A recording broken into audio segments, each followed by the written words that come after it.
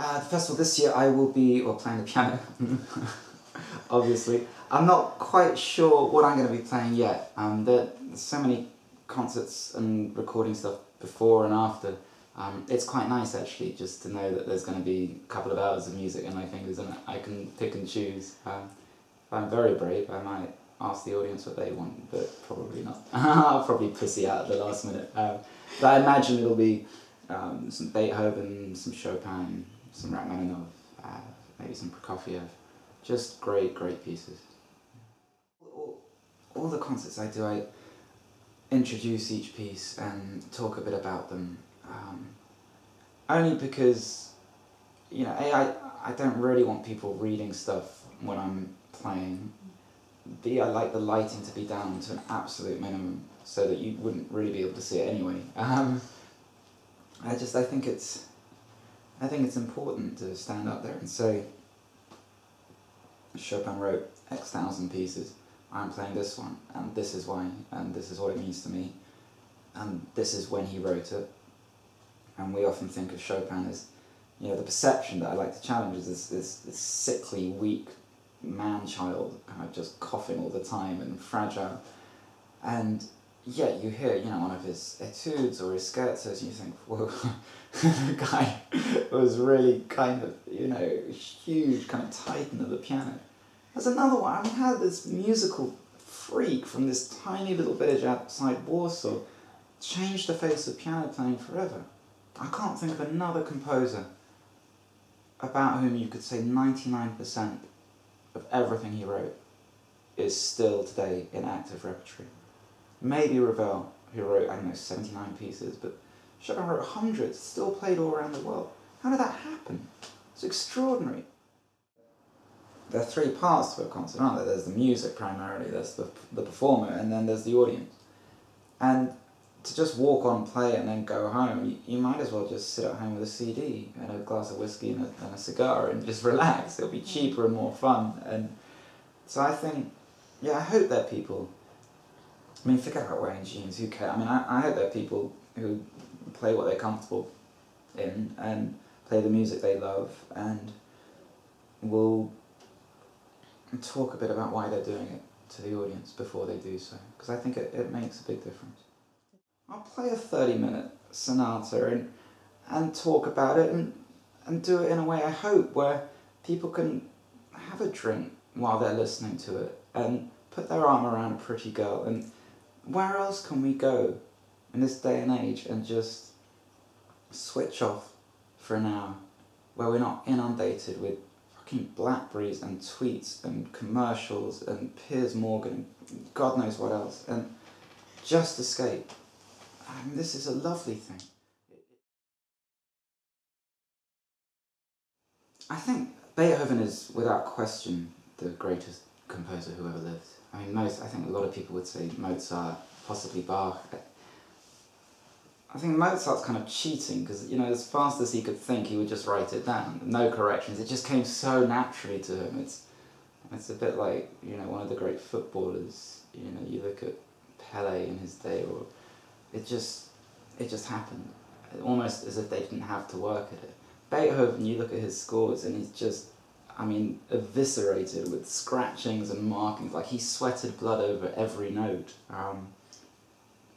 And what I like about him in particular is that at a time when other pianists and composers were, you know, they were trying to woo their audiences, he just kicked down the doors. He planted bombs under their seats and single-handedly dragged music by the scruff of the neck into the Romantic era with a capital R. I mean, he was, for me, you know, the kind of, the original rock star. He's the kind of Jimi Hendrix of the classical world, and just didn't give a fuck what people thought. He wrote what he wanted to write. And I think anything like that has to be admired. He's got an incredible backstory. I mean, we look at X Factor and Britain's Got Talent, and whenever anyone's got, you know, just a little bit of talent, they always, before they start singing, there's this kind of 40-second VT about their tragic life story and their cat dying of leukemia and raised by their grandmother from a prison cell in wherever. And I think, well, you know, look at Beethoven, who's born into a family of syphilis and poverty and alcoholism, domestic violence, The guy, he was a teenager, he goes to court to wrestle control of his father's income so that Beethoven himself was responsible for it, so he could feed his family, because he knew his father would just drink it away. I mean, that's pretty full on, not to mention, going deaf and kind of OCD and terribly badly coordinated, cut himself shaving the whole time, couldn't dance, and had to have, a specific number of coffee beans in his coffee. I mean, it was a nightmare. He lived in Vienna 30 years, and he moved 70 times in that period. Because he was a monster. He played the piano all night. I mean, he didn't give a shit because he was deaf, but his neighbours did, and he was kicked out. He was arrested because they thought he was a tramp. I mean, he had no idea what was going on. Out of that comes the most immortal, transcendent, revolutionary music. I mean, we talk about revolutionary, and I mean, that's him right there.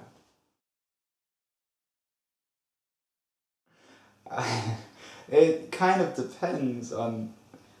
That's what I'm learning more and more. Performing is so much of it is to do with the state of my mind, which is slightly startling to me because the state of my mind isn't always a terribly healthy place. But I mean, it depends on what's going on. Just I'm working harder and harder at the stuff athletes have been doing for years, just focus and discipline and confidence, and I mean, it feels amazing. I mean, the very best concerts are the ones where you sit down and you finish playing and it seems as if it's been 30 seconds.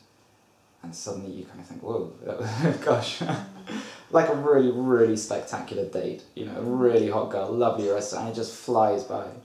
But then there's some times when, maybe if you're with a girl, you say the wrong thing and you feel a bit awkward and embarrassed, or you got, something in your teeth, and it's kind of, sometimes, there's noise, or I'm slightly worried about, a parking ticket I got, or, nasty review, or whatever. And I think that's what separates the men from the boys. That's what I'm working on now, to just leave that at the stage door. This has to be about, here is this piece that Beethoven, out of his mind with grief and rage and agony, sweated blood over 200 years ago. Listen to this. Holy shit, this is incredible. That's, that has to be the goal for me.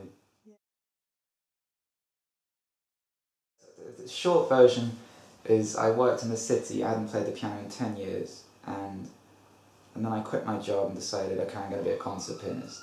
It was a ridiculous idea. I mean, it's like someone in their 40s who's never been to school saying, I'm going to be a surgeon.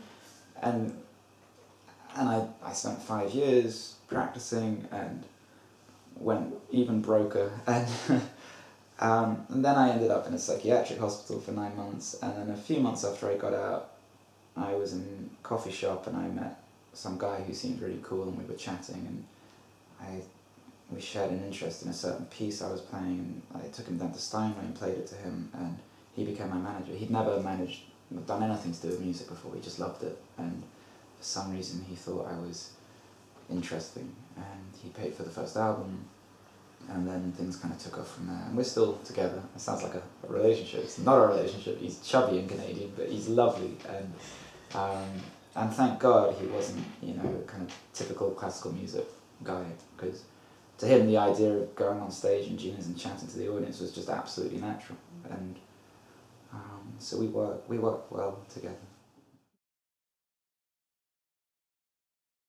I'm into, some rock music, and my iPod is full of such weird stuff, from Ben Folds to Joanna Newsom to Led Zeppelin to, all sorts of things. I just, that's another thing. It's like, why call it classical music? Why all the segregation when you got all the radio stations have to have a certain genre they play, and why not just make it more inclusive?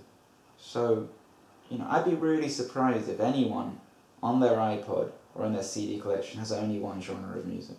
There's going to be a few that are, slightly different, and I think I long for the day when I'm listening to Absolute Radio and they shove on a little 3-minute Chopin etude just for the hell of it. So, great, why not? And so I like all, music's music, whatever, as long as it's good and it moves me, then terrific.